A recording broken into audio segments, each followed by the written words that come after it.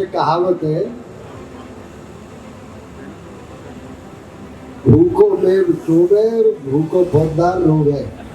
मुझे ऐसे लगे फौजदार ने भी बहुतर ने खानो खायो ना है, खानो खायो है तो फिर जोरदारी से जयकार बोलो, भारत माता की, भारत माता की, गिरिराज महाराज की, गिरिराज महाराज की। मंच पर विराजमान परम श्रद्धेय केंद्र में मंत्री रहे आदरणीय मेहरिया साहब, मेरे बहुत ही मित्र जवाहर सिंह जी, सैनी भैया, मंच पे सभी सम्मानित हमारे अतिथिगण, श्रद्धा के एक उपस्थित मेरे बुजुर्गों, नौजवान साथियों, मातृशक्ति मीडिया के बंधुओं,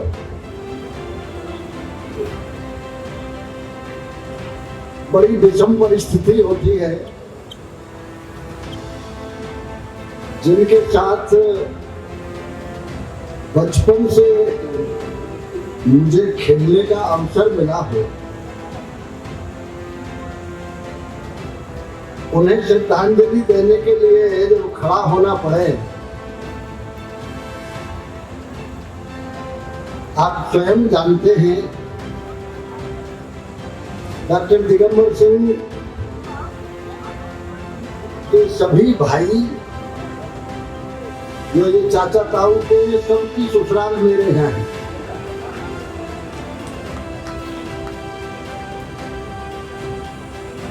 जब हम दोनों 6 साल के थे, मात्र मुझसे वो 2 महीने छोटे थे, 1 महीने 1.5 महीने में।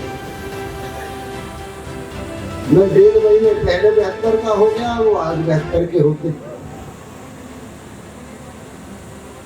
उस जमाने से आप जानते थे कि जब कभी भी सर्दी शुरू होती थी तो एक तरफ से राजस्थान के बच्चे से लेकर बुजुर्ग तक हमारे इलाके में गुड़ और गन्ना के लिए आराम से पहुंच जाते थे। 6 साल की उम्र से जिनका साथ रहा हो, उनकी हर आदत के बारे में मैं यदि कहना प्रारंभ करूं तो एक दिन में, पूरे दिन में भी मैं नहीं कह पाऊंगा। बचपन से ही देखिए, वो व्यक्ति आज के जमाने में सौभाग्यशाली है जिसके पास करोड़ों का धन है, वो सौभाग्यशाली नहीं है। जिसके पास बहुत बड़ी सल्तनत हो, बहुत व्यक्ति घर में हो लठ बजाने वाले, वो सुखी नहीं है। दुनिया में सुखी वो व्यक्ति है आज के दिन जिसकी संतान सुपात्र हो।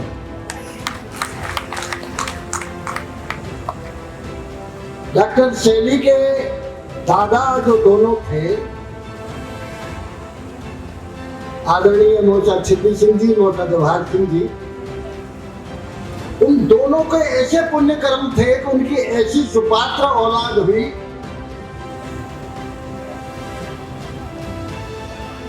3 तरह के पुत्र होते हैं, पुत्र,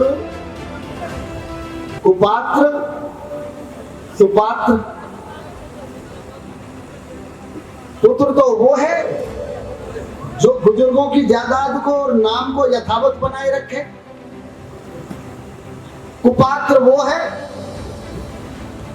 जो उनकी जायदाद और उनके नाम को बदनाम कर दे, और सुपात्र वो है जो उनकी जायदाद और उनके नाम को कई गुना बढ़ा दे।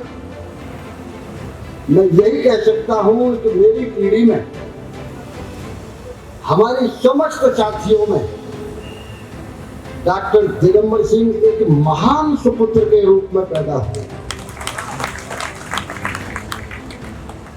जिन्होंने सम्मान भी बढ़ाया, और सम्मान इतना नहीं बढ़ाया। मैं आज जो ऐसे कार्यक्रम में खड़ा हुआ हूं, किसी की राजनीतिक आलोचना नहीं करना चाहता मैं,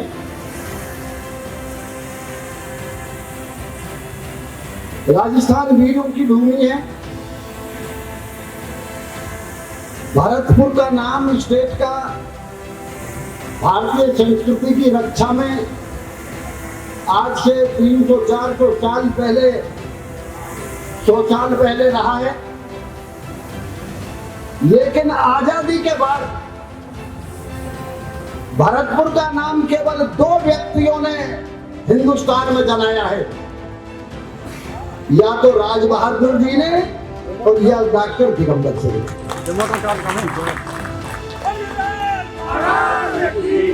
कोई व्यक्ति नहीं जानता।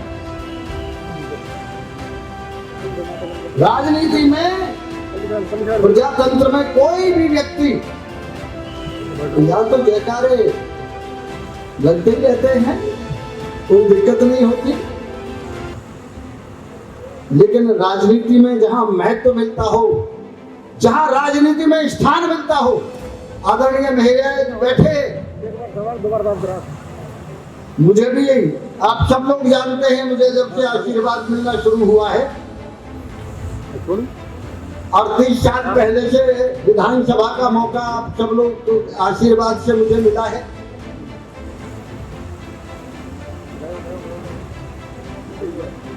मुझे मंत्रिमंडल में भी 25 साल से स्थान मिला हुआ है। लेकिन यदि भरतपुर का महत्व कहीं राजस्थान की राजनीति में बना आजादी के बाद और राज बहादुर जी के जाने के बाद, तो केवल डॉक्टर दिगंबर सिंह की वजह से। अब ये तो हमें सोचना है। देखिए, व्यक्ति के 5 गुरु होते हैं जो हमारी संस्कृति में कहे गए हैं, जो हमारे साहित्य में कहे गए हैं। 5 गुरु होते हैं। सबसे पहला गुरु होता है व्यक्ति के जीवन में माता, दूसरा गुरु होता है पिता, तीसरा गुरु होता है शिक्षक, चौथा गुरु होता है पत्नी और 5वां गुरु होता है आध्यात्मिक गुरु। 5 गुरु होते हैं। डॉक्टर सैनी को 5 गुरु एक से एक अच्छे लगे। ये परम सौभाग्य की बात है। अभी डॉक्टर सैनी बड़े भावुक हो गए, क्योंकि जवाहर सिंह जी ने भी बड़ा भावुक भाषण दिया, कोई संदेह नहीं है। मैं ये पूछना चाहता हूं, भगवान कृष्ण का जन्म कौन सी माता के गोद में हुआ? देवकी के में हुआ या नहीं? पिता कौन थे? वसुदेव थे ना। आज तक तुमने देवकी के लाला की जय बोली है क्या? वसुदेव के लाला की जय बोली है क्या? जय हमेशा नंद के लाला की बोली जाती है, यशोदा के लाल की बोली जाती है। माँ बाप से ज्यादा जो बड़ा होता है वो लालन पालन करने वाला होता है। आज डॉक्टर दिगंबर सिंह और उनकी पत्नी से ज्यादा बड़े माँ बाप शैली के आप लोग बैठे हैं।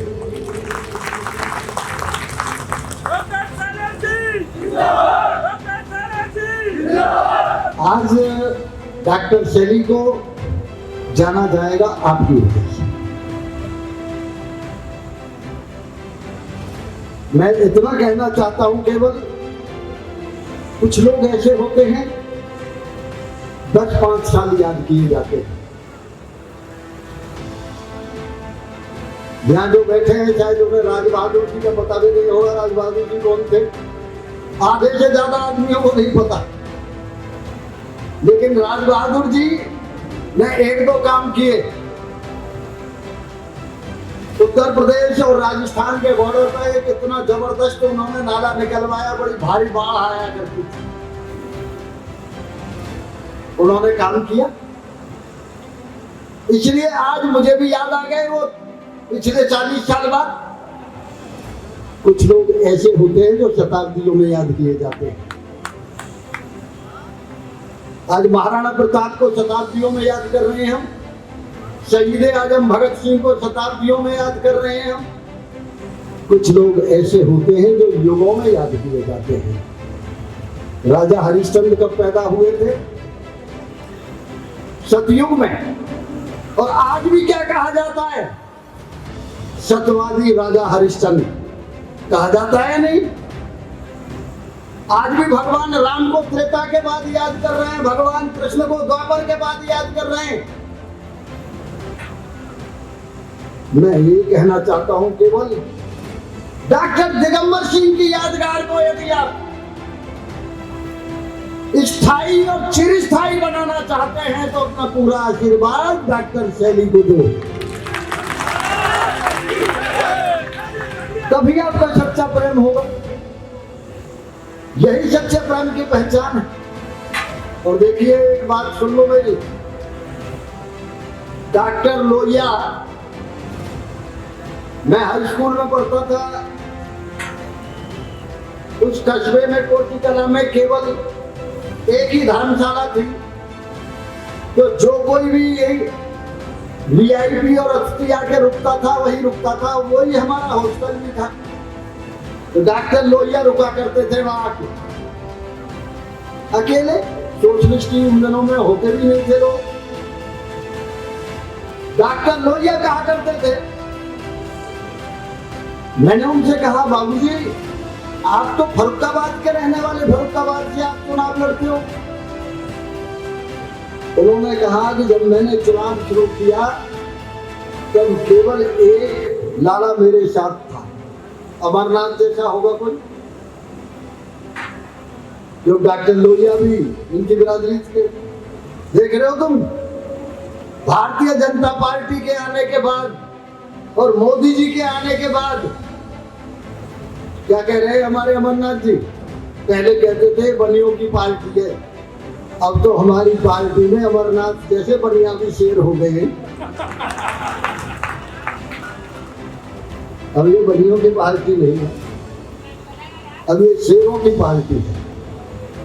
इसलिए मैं ये कह रहा था, डॉक्टर लोहिया कहा करते थे कि फर्रुखाबाद में मेरा एक मित्र था पनवारी, और मैंने वो आयाम हासिल किया कि डॉक्टर लोहिया जब चुनाव हार गए नेहरू जी के मुकाबले, तो नेहरू जी ने कहा मजा नहीं आ रहा संसद में, क्यों डॉक्टर लोहिया नहीं है। राज्यसभा से निर्विरोध उनको उत्तर प्रदेश से चुनवा के नेहरू जी ले गए। एक साथी से डॉक्टर लोहिया ने कहा अपना मुकाम हासिल किया। बहुत होते हैं, आप लोगों का तो असीम आशीर्वाद है। डॉक्टर साहब तो इतने लोकप्रिय थे, मैं तो उनसे कहा करता था कि डॉक्टर साहब मेरी ये समझ में बात नहीं आती, आप इतने लोकप्रिय हैं, मेरी तो मजबूरी हुआ करती थी, क्योंकि आपको मालूम है कि जिस क्षेत्र से मैं चुन के आता हूँ वहां तो पहले टिकट मांगने वाले लोग भी इस बिरादरी के नहीं हुआ करते थे।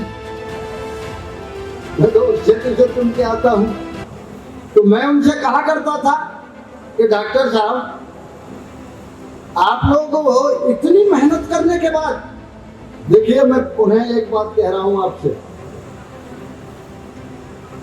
हमारे अंदर डॉक्टर साहब चाहे 2 चुनाव जीते, चाहे 3 चुनाव जीते, चाहे 1 बार मंत्री रहे, चाहे 3 बार मंत्री रहे, डॉक्टर साहब का जो सम्मान था, चुनाव जीतने हारने से सम्मान नहीं मिलता है, सम्मान व्यक्ति के गुण और चरित्र से मिलता है।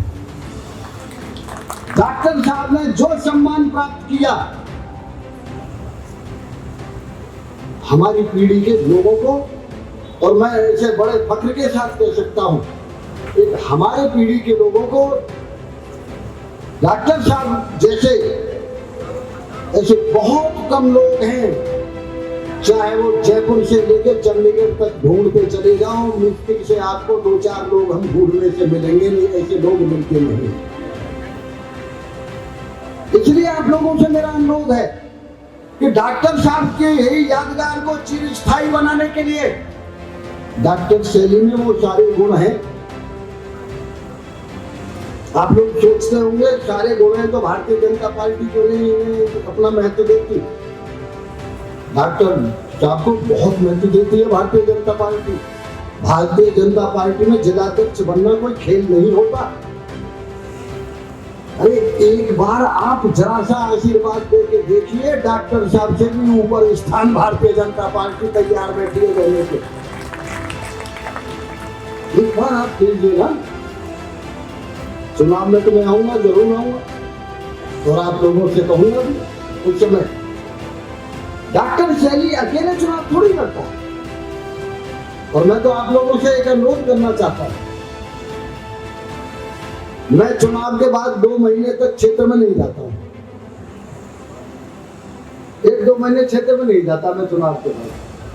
उसका कारण ये होता है, जवाहर सिंह जी को बहुत अच्छी तरह पता है, कारण ये होता है कि मुझे चुनाव में इतना पैसा देता है मेरा क्षेत्र, लेकिन मैं आज लगभग 10-11 चुनाव लड़ चुका हूं। मैंने जीवन में 1 रुपया अपने घर से खर्च नहीं किया, इतना मेरा क्षेत्र चुनाव में पैसा देता है।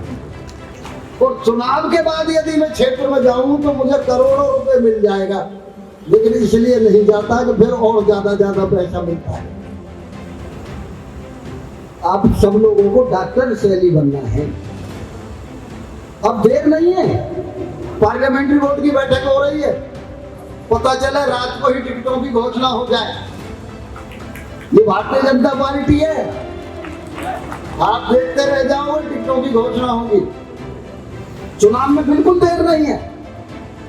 यदि आपको सफलता प्राप्त करनी है तो आज ये कसम खा के जाइए, प्रण करके जाइए, डॉक्टर दिगंबर सिंह की तस्वीर के सामने प्रण करके जाइए, एक हम प्रत्येक व्यक्ति आज डॉक्टर सैनी बन के क्षेत्र में प्रचार करेंगे और डॉक्टर सैनी का को आशीर्वाद देंगे। मैं ये कह सकता हूँ, डॉक्टर लोहिया अगर एक पनवाड़ी के आशीर्वाद से, एक पनवाड़ी की मित्रता से उस मुकाम पर पहुंच सकते थे, तो आप लोग तो हजारों की तादाद में। मैं जब आ रहा था कुबेर से, सड़कें भर के चल रही थी, पूरी सड़क भर के चल रही थी। मैं मेरे साथ बात कर रहे थे, तो हजारों व्यक्ति हमें जाते हुए आते हुए मिले। तो आप सब लोगों से मैं प्रार्थना करना चाहता हूं, राजनीति की बातें बहुत हुई, राजनीति की बातें पूरी चुनाव में भी करेंगे। चूंकि आज डॉक्टर साहब का जन्मदिन है, जन्मदिन मनाया खुशी के लिए जाता है, जन्मदिन पे आशीर्वाद दिया जाता है। जन्मदिन पे आप बताओ मुझे, जब कभी भी हम आपके यहाँ किसी गमी में जाते हैं, दुर्भाग्य होता है। कोई बुजुर्ग हमारे बीच से जाता है तो हम एक ही बात कहते हैं, भैया देख, दादा के जो काम अधूरे रह गए उन कामों को पूरा करना। यही आशीर्वाद होता है ना। तो मैं आपसे यही अनुरोध करने आया हूं कि डॉक्टर दिगंबर के जो काम अधूरे रह गए हैं, उन कामों को पूरा करने की सौगंध खा के हम यहाँ से जाएंगे, और उन कामों को पूरा करने के डॉक्टर सैनी को ही आशीर्वाद देंगे। ये आपसे अनुरोध करने के लिए हम आप सबसे आए हैं। आप सबका हृदय से बहुत बहुत स्वागत, बहुत बहुत अभिनंदन। उन्हें डॉक्टर दिगंबर सिंह के चरणों में नमन। और यहाँ जितने भी हमारे मेहरिया साहब, जवाहर सिंह जी और समस्त साथी बैठे हैं, उनसे मैं इतना जरूर कहूँगा कि जिस तरह से देखिए, पास बैठना हमारा वही होता है कि जितना प्यार हम डॉक्टर दिगंबर सिंह के टाइम में करते थे, उससे यदि 2 गुना प्यार हम डॉक्टर सैनी को दें, तभी सच्ची हमारी मित्रता जाहिर हो सकती है। डॉक्टर सैनी को भी सब अपना आशीर्वाद दें। आप सबका पुनः हृदय से बहुत बहुत स्वागत, बहुत बहुत अभिनंदन, धन्यवाद। राम राम साहब।